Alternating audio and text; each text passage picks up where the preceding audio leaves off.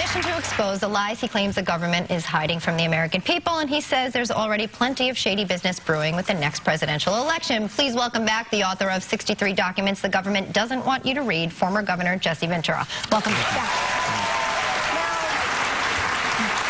Now, this is interesting. I spent the weekend with it, and we want to get to some of that, but I want to get to some things you recently said.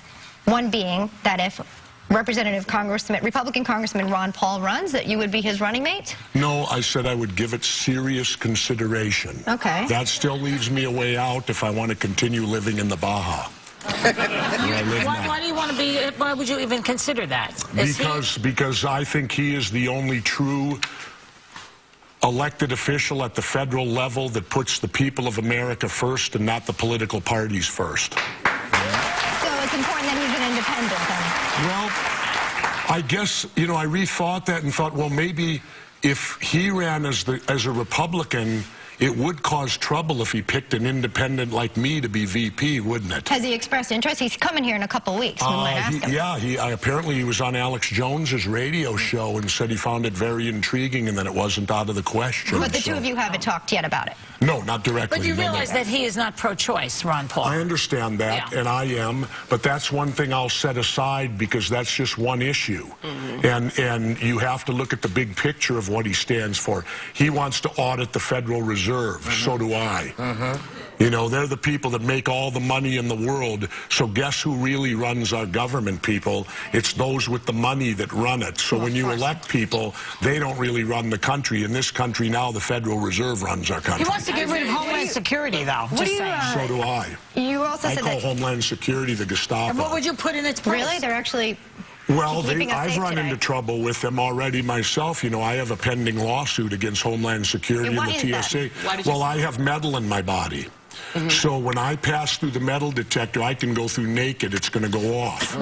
So I'm now subjected to a sexual assault or the microwave.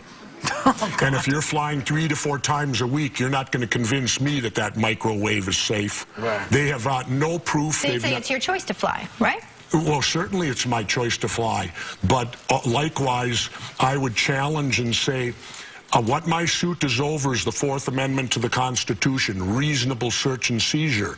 And I'm stating that it is not reasonable to believe Jesse Ventura is a threat. I've been a governor. I've been a mayor. So you believe in profiling? Wait a minute. I'm a 6-year naval veteran, and the Speaker of the House isn't subjected to it. I challenge. Is John Boehner any more patriotic than me? I went in the service, so is mine. That's a dangerous statement, though, because it does lead to profiling in a way, correct, right?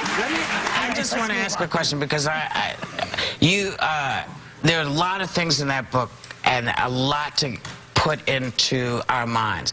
My question is, what do we do about it? With all this information that you have now presented us with, what do we do? Because, you know, I don't know what to do. We just talk. First thing, let me state this. Did you know last year alone, the government classified 16 million documents top secret?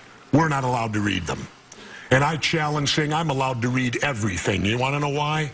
I pay taxes. And my tax dollars are being spent on some pretty crazy stuff you're going to find out in this book. And we have every right to know what they're spending your tax dollars on because it's our money. You know, okay, you're speaking of these documents that are classified. Let's talk about some of these documents in your book. This is the one that really fascinated me. You claim that our military can take over the country at any time, that they have the capacity to set up relocation camps. Yes. So does that I'm mean... not claiming it. It's in the documents. Okay. I don't claim anything. This is what you're saying there in the documents. Okay. Yourself. Are you saying that American citizens, that we could be in modern-day concentration camps? Absolutely. My show, Conspiracy Theory, we did the one on Are We in a Police State? The government came down so hard, they pulled it after one airing. You can't see it now, excuse me, isn't that censorship? And it's because we found a bill from Homeland Security that says FEMA will create no less than 6 internment camps. For whom? Who do they plan on putting in there? Aren't you then creating some sort of fear in terms of our military? Though, in this country, you know, we've done that more than once in this country. Created internment camps. I don't want it to happen again. For what people we consider to be threats. The Japanese were one. And it might be me now. I could be going in now because, you know, I question my government. You do question the government. You know what's interesting is that government being shut down this week. That's really on the table this week. What do you think about that? I really don't know. You know, maybe it'd be kind of nice to shut them down for a while. I think it would be a lot of I don't think if you're on Social Security or you need a job or you're on food stamps, you're not going to like it very much. Let's remember what you got out there. Right. You got a two-party dictatorship. Both of these parties are controlled by the corporations who pay their money. That I believe. And so you know, there is no real choice. Notice Barack Obama ran on hope we can believe, or change we can believe in. Where's the change? And then reality struck. Where is it? So here's my question again, because you point out lots of information, lots of people agree.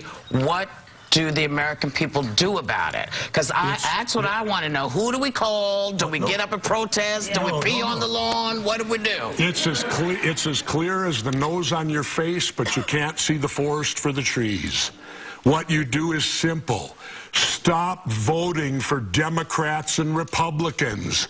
We have to break the two-party dictatorship, and we have the power to do it. Quit voting for them. Well, they don't give you a viable third-party candidate. Why do you have to be third party? Vote for anyone but them. Send the message. I think we're Send the message. If we're such lemmings, well, of course we are, because we're a bunch of lemmings. We're getting marched off the cliff, and nobody looks left or right. Except during the march. Well, I live in Mexico now. So, and by the way, I'll add, my wife and I think, are going to attempt to become Mexican citizens. Wow. And it isn't that I don't give up my U.S. citizenship. We want dual citizenship. Okay. Well, we wish you well with that. Our thanks to Jesse Ventura. Hey, members of our studio audience are going home with a copy of 63 documents the government doesn't want you to read, but he does.